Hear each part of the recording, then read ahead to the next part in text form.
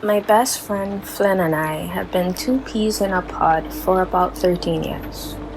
We do everything together. We go on adventures, have movie nights at my house, we do the same after school activities. They stay the night almost every weekend and are pretty much a part of the family. There are even days that we just sit in the same room quietly on our phones because we're drained and bored, but we'd rather be drained and bored together. There's just one thing I don't know about them. I don't know anything about their family and where they live because they've never been able to have friends over for unknown reasons. I've asked a couple times if I could stay that night, but they've always had an excuse as to why I couldn't. But I decided to ask again today. They looked at me for about a minute while deciding what they'll say. It was weird. They had a look of concern on their face. Finally said yes, and that Friday would be the best day. I wanted to jump up and down because I was excited, but I kept it cool and said, "Awesome, I'll see you on Friday." I asked if we wanted to plan anything for that day, but was told no. Usually Mother doesn't like the house being too rowdy, but I have some things we can do. I was a bit confused, but didn't say anything because I was looking forward to finally staying the night at my best friend's house. The week felt like it couldn't have gone slower from the anxious anticipation. We planned this day on Saturday, and each day felt like it was going by meters. Monday came and went, and Flynn told me that they're going to give me a list of rules on Thursday. Look over them and try to memorize them to the best of my ability. She will then send the same list of rules to review again. Just more added just in case I change my mind before stepping out of the car. Tuesday dragged on, and Flynn told me something that sent shivers up my spine. They said, "You won't see Mother very often, but when you do, always greet her. She doesn't take kindly to people being rude after she's opened up to her home. Her consequences are not of this world." I thought that was a weird thing to say, but seems fair enough, I suppose. Wednesday went by as normal, not too fast, but not agonizingly slow. Nothing today. She didn't say anything about the house. Thursday quickly followed, and she handed me a list of rules. And they seemed pretty normal, like Rule 1, don't wear shoes in the house. You keep the floors clean so the dog doesn't have dirt on their paws. Rule 2, ask before getting into the fridge. Remember this rule for later. I thought to myself, that's kind of weird, but alright, and continued reading. Rule 3, make sure you have any medications you need, but if you need anything like Tylenol, ibuprofen, etc., they will be in the bathroom cabinet. Feel free to take as you need. And finally, Rule 4. There is no specific lights out time, but I want everyone winded down by 10:30 p.m. and at least laying in bed by 11. Also, remember this for later. This seems easy enough, I thought to myself, while folding the slip of paper and sliding it back into my backpack. Everything I needed was packed and ready to go. I don't like doing things last minute, so I made sure that everything was ready to go. Friday was here. I had my bag packed, got in the car, and sat for a minute with the weird feeling in the pit of my stomach. I brushed it off as just being nervous, but it felt different than just nerves.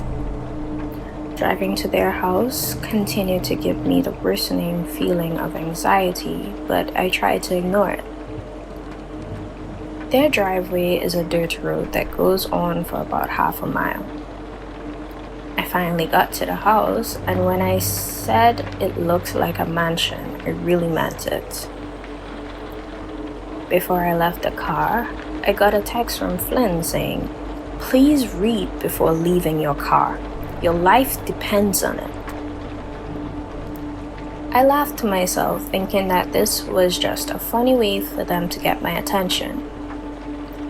Maybe they just had to quickly clean up a mess or had to help their parents with something before anyone came in. I continue on to read the message, and immediately it's like 2 paragraphs long. Most of it was asking me things like what are my dietary restrictions, emergency contact information, normal stuff like that. And it asked things like, do you have a power of attorney or someone who will make decisions in the instance that you are incapacitated? And what is your blood type should you need a blood transfusion? I got a huge shiver up and down my spine as I read that. What do you mean, do I have power of attorney? And why do they need to know my blood type? She must be pulling my leg, I said to myself, with worry in my brow. I answered the question anyway, because the text reads that these are required questions.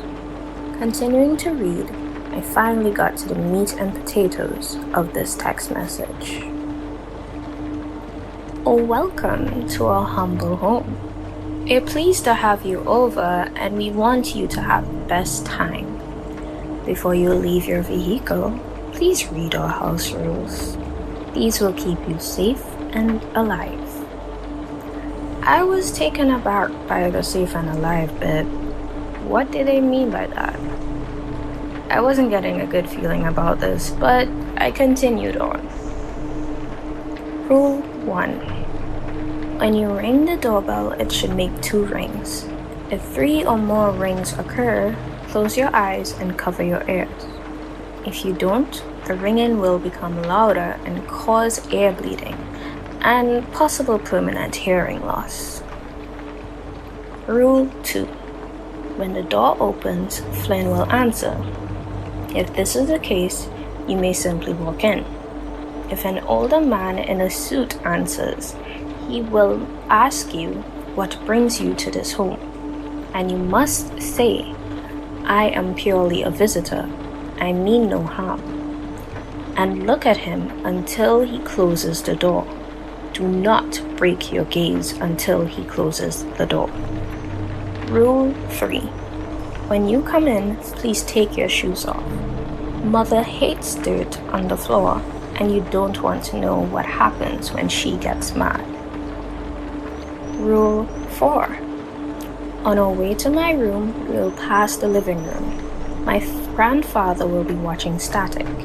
Say to him, "This is my favorite show," and continue on. He wants to know that he isn't going insane. He lost his sanity 30 years ago, but this is how he stays calm. Our last guest made the mistake of not saying anything to him. Rule 5. We eat dinner in the dining room. If you don't agree with cannibalism, then don't eat the meat. But the vegetables are fine. The dog will beg you. You may feed him your scrap food. Just be careful of your fingers. In regards to the food in the fridge is okay, and remember, only drink the bottled water. Tap water is deadly. Don't go into the freezer. You don't want to see what's in there. Rule 6. When we get to my room, hang your backpack and coat on the hook. If anything falls on the floor and or rolls under my bed, I hope it wasn't important. Rule 7. We don't have a bedtime, but it's recommended that we're asleep by 11. Things start to get interesting after 11. Rule 8. If you wake up between the hours of 1 a.m. and 3 a.m., try your best to go back to sleep. They don't like to feel bothered. At 2:15 a.m., knocking from the closet door will happen. If you're awake, they'll know and try to lure you into the closet. The last person that fell for the trap ended up disemboweled, so just ignore it. At 3, you may see someone in the corner of my room. Don't let them know you see them. Just don't. Rule 9. If at any point you need to use the bathroom, I recommend holding it until after 3 a.m. But if you absolutely have to go, then go to the bathroom with the blue door. It'll be the door across from my bedroom. If the door is brown, close the door, wait 5 minutes, and check again. It should be blue at that point. If the door is red, shut and lock the door. It is not safe to be in the hallway. If the door is green, be as quick as possible. It will turn blue within 5 minutes. Rule 10. When the sun comes up, it is deemed safe to get up and roam the house. But tread with caution because they hang around until 8 a.m. Rule 11. The rest of the day will be relatively normal. We will go down for breakfast. Rule 12. Mother will make pancakes and sausage links. Again, if you don't agree with human meat, then don't eat the sausage. Also, there may or may not be blood on the food because mother is clumsy and sometimes cuts parts of her fingers while cutting things. Rule 13. The basement door is in the kitchen. If it opens, stop eating and throw your food down the stairs. It's hungry. If you don't, then you'll be its meal. Rule 14. At 11:30, it will be time for you to go. Don't dawdle. If you stay past 12 p.m., then you have agreed to stay another night. And finally, Rule 15. If you get out on time, immediately get to your car and drive off. Don't look back. He's following you out and he hates being seen. We hope you enjoy your night here and we welcome you with open arms. My blood runs cold and I get this sinking feeling in my stomach. But then think confidently, they've got to be joking. Nobody has this much going on in their house. So I continue on. I make my way to the door and ring the doorbell. There were 2 rings and Flynn happily answered the door. I figured the list of rules were bullshit. We went about our days playing board games in their room, and eventually it was time for dinner. I was allowed in and past the living room. Her grandfather was watching nothing but the dead air, and I decided to play along with the foolish prank and say, "This is my favorite show," and keep going. Their mother says, with bandages covering her hands and fingers, "Tonight is meatloaf, so wash up and sit down."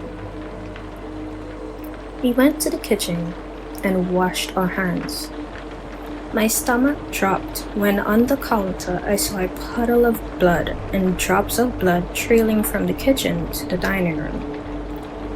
I ignored it and just washed my hands and think, they're definitely messing with me now. This is a great prank, but a little much. Dinner was interesting and the meatloaf tasted a little off, but it wasn't bad. Dinner ends and the rest of the night goes smoothly. Before we knew it, it was 10:30, and Flynn said, "It's almost 11. We should get ready to bed." I'm assuming you saw my text, right?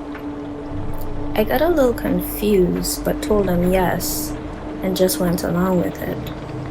We fell asleep by 10:50, and I was asleep until 2:15 a.m. when I woke up to use the bathroom. I forgot the warning about waiting. I just immediately got up, expecting to see the door blue. It wasn't blue.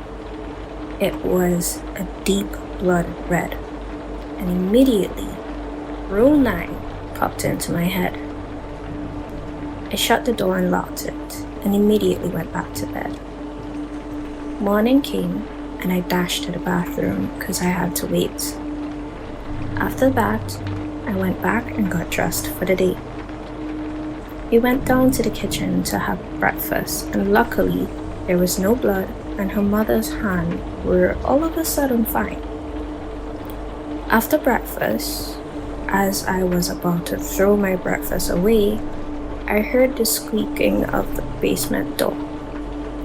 Flynn wasn't finished yet, but she got up and threw her breakfast down the stairs and demanded I do the same. I thought this had gone too far, and I angrily called them out on it. Their face went ghostly white and said, "Lower your voice. You'll upset them." I said in anger, "No! Why did you send me something so ridiculous?" They lowered their head and said, "It's time for you to go."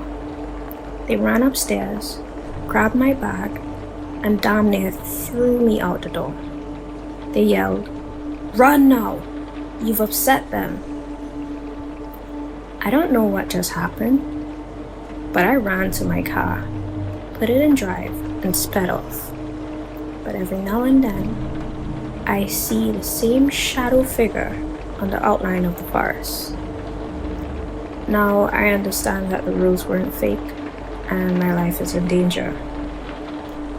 I don't have very long, but I typed this saying to not ever ask Flynn to spend the night. I messed up, and it's going to cost my life. Stay safe out there, and remember, if you do agree to spend the night, follow every single rule to the letter. No less.